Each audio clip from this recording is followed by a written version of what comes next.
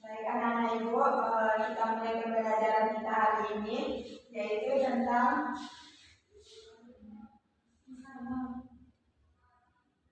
kaidah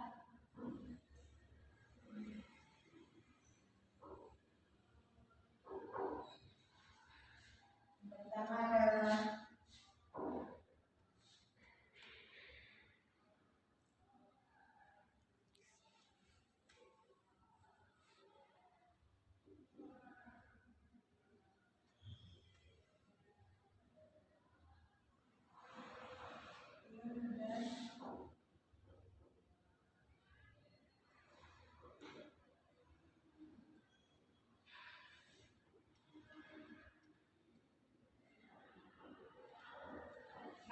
pengertian yang pertama adalah pengertian zahir dan takwil.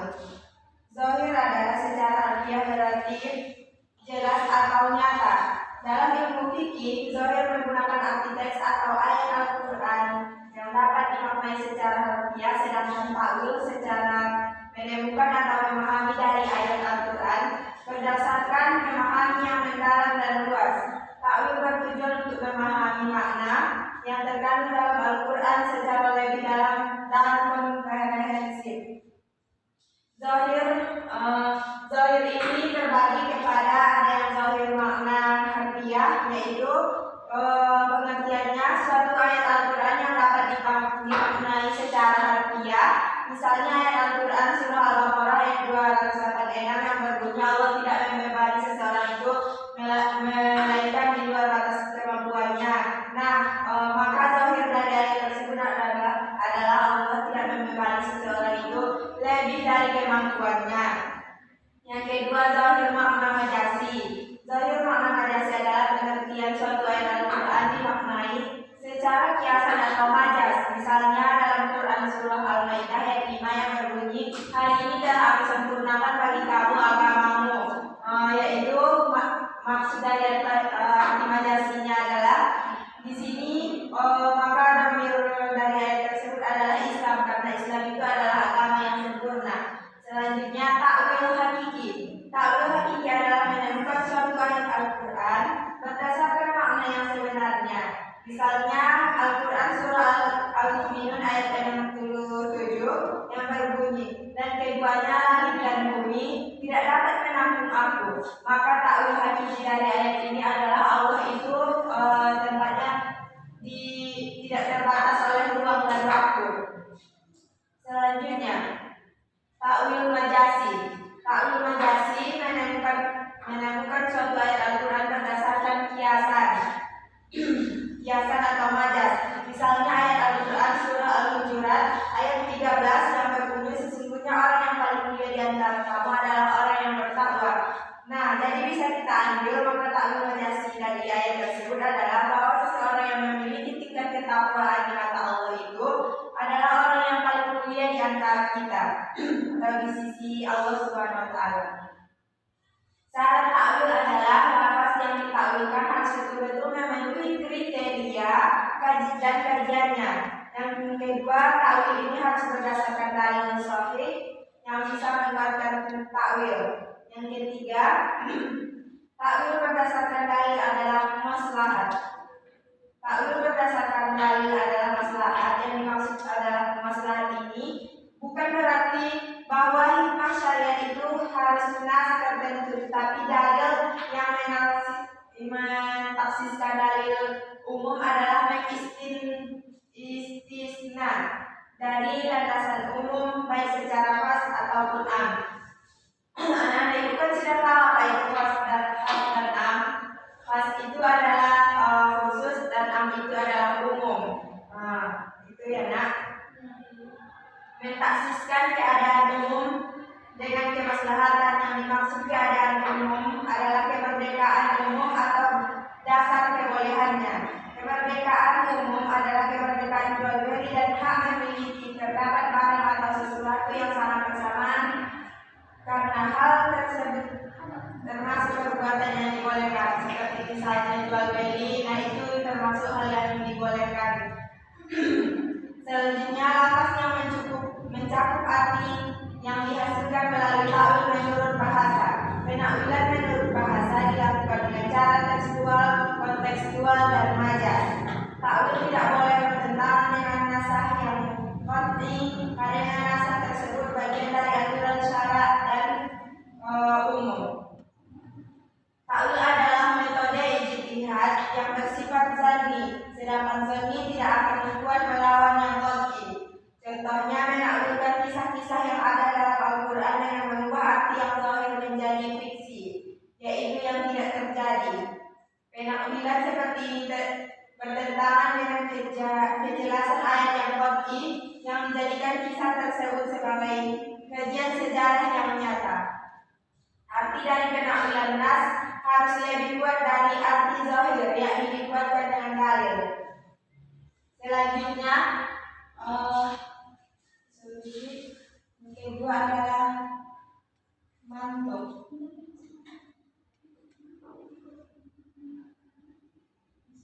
Pengertian mantuk.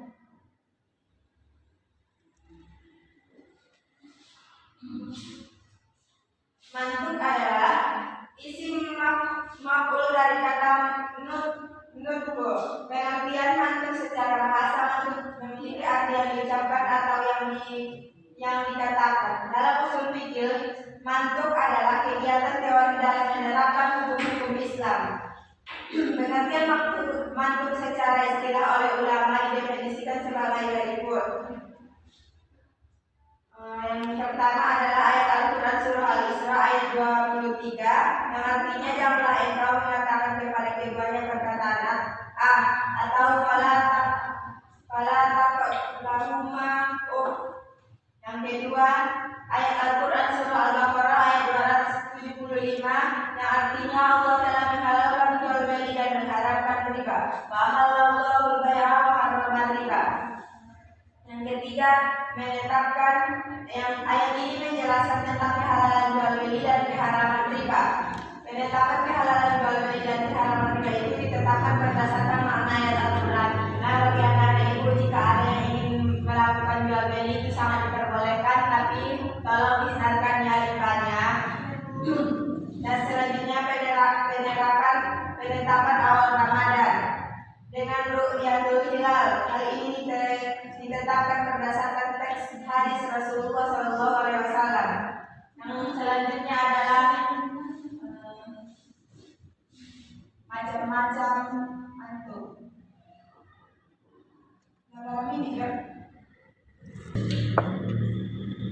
Macam-macam mantuk.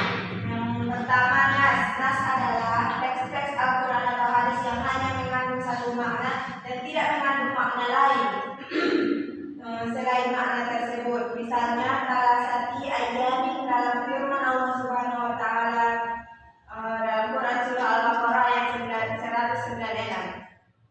Yang kedua zahir, lafaz yang menunjukkan dua makna tetapi makna yang dikehendaki adalah makna yang lebih unggul. Yang ketiga mu'awwal. Mu'awwal ini adalah teks-teks Al-Quran dan hadis menggunakan makna majaznya bukan makna hakikatnya. Hal ini dilakukan jika menggunakan makna hakikat sudah tidak mungkin lagi atau bertentangan dengan akidah atau bertentangan dengan kaidah-kaidah yang berlaku. Macam-macam dilalatul mantuk. Yang pertama dilalatul mutabaqah. Dilalatul mutabaqah ini adalah lafal yang menunjukkan kepada makna yang sesuai dengan yang dikatakan. Yang kedua dilalatul tadammum. Dilalatul tadammum adalah makna atau hukum yang tidak didapat dari teks Al-Quran atau hadis tetapi hanya ditunjukkan oleh teks. Maksudnya teks Al-Quran atau hadis tidak hanya dapat mengeluarkan bukan dari itu sendiri tetapi teks juga menunjukkan hukum yang bukan dari teks.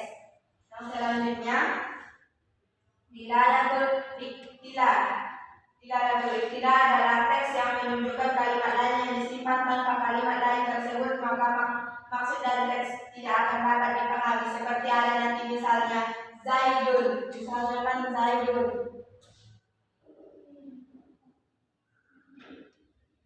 Nah, Zaidun, orang pasti bertanya karena tidak ada kalimat sebelumnya ataupun sesudahnya. Maka di sini bisa ditambah di sini atau kholoda.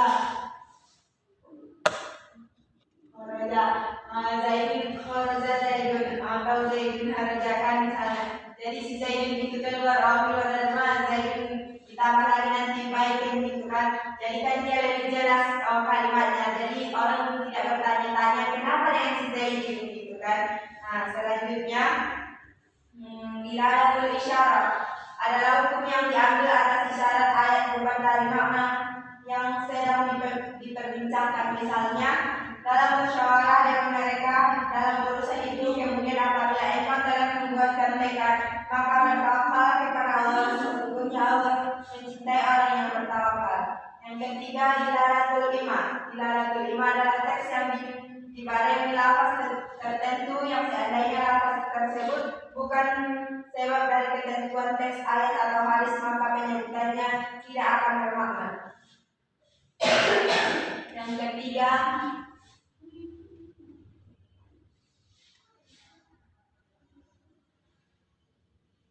definisi fikih. Fikih ini secara bahasa adalah fiqh atau yang artinya adalah paham atau mengerti. Paham yang dimaksud adalah dalam memahami ajaran-ajaran Al-Quran dan hadis serta ijma' para ulama. Tidak sepertinya bagi seorang mukmin itu pergi semuanya ke medan perang. Jadi kita dianjurkan di dalam Al-Quran tidak semua orang itu dalam hadis Rasulullah dikatakan tidak harus semua orang itu pergi ikut berperang. Nah ada juga orang yang pergi musyawarah, itu juga sama perjuangannya dengan orang yang pergi berperang.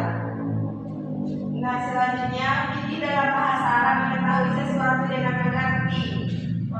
Ibnu Al-Qayyim mengatakan bahwa fikih lebih khusus daripada paham, yaitu memahami terhadap berbagai isyarat Al-Quran secara tekstual maupun kontekstual.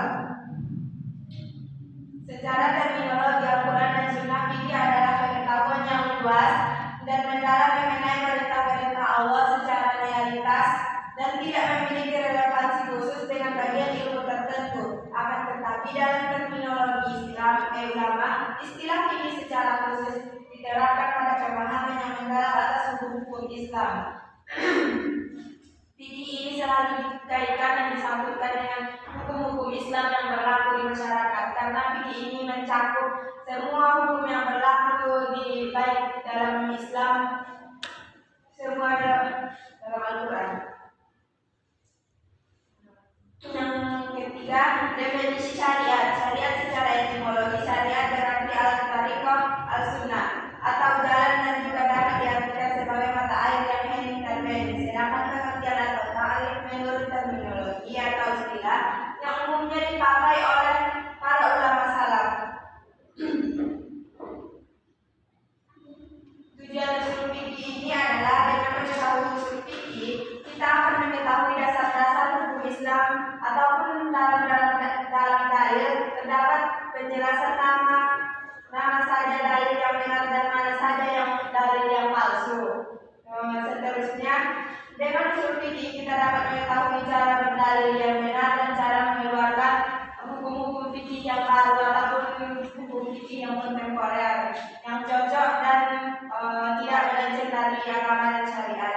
Yang ketiga, dalam Al-Quran fikih akan dipelajari mengenai kaidah-kaidah berfatwa, syarat-syarat serta adab-adabnya. Selanjutnya, dalam mempelajari usul fikih kita dapat mengetahui sebab-sebab menjadikan adanya perselisihan di antara para ulama. Apa saja nanti faktornya, apa saja yang melatar belakanginya, serta kita tahu apa masalah-masalah yang sedang diperdebatkan para ulama. Yang terakhir, usul fikih dapat menjauhkan seseorang dari fanatik buta terhadap para kiai. Dan tujuan fikih ini adalah menerapkan hukum-hukum syariat terhadap perbuatan dan ucapan manusia agar manusia itu tidak salah-salah dalam menentukan mana yang palsu hukum itu dan mana yang tidak palsu. Dan manusia itu jadinya tidak tersesat karena adanya hukum palsu. Mungkin sekian penjelasan Ibu hari ini. Apakah ada dari anak-anak Ibu yang ingin ditanyakan atau yang kurang mengerti? Tidak ada. Mungkin sekianlah pembelajaran kita hari ini. Jika ada kesalahan dan kekurangan